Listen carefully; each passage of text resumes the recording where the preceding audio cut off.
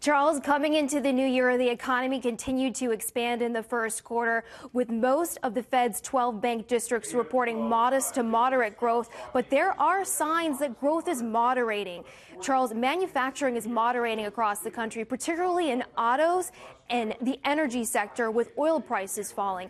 Businesses no longer as optimistic as they once were because of volatility in financial markets, falling oil prices, a rise in short-term interest rates, and general uncertainty about the political arena and trade. Having said that, the retail sales appear to be holding up strong across the country. Most districts reporting that holiday traffic during the holiday shopping season was up from the previous year. The job market also remains strong, with companies finding difficulty finding workers of any single skill set. In fact, that is constraining hiring and holding back growth.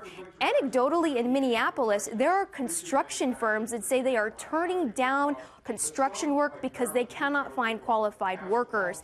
In Chicago, some firms are turning to automation for entry-level jobs, so that's due in part to higher wages and not wanting to pay those higher wages. Speaking of wages, wages are picking up across the country across all skill sets. And on wages and inflation, firms report rising input costs, rising costs for materials, though their ability to pass on those rising costs to consumers remains mixed. Bottom line here, Charles, the economy appears to be in good shape. However, there are signs of potential fragility here, particularly on the part of business optimism, the fact that that is waning. If that continues, that could open the door for slowing growth as we go through this year. Now, the Federal Reserve has said it will be patient. It will closely watch the economic data and financial markets before raising interest rates again.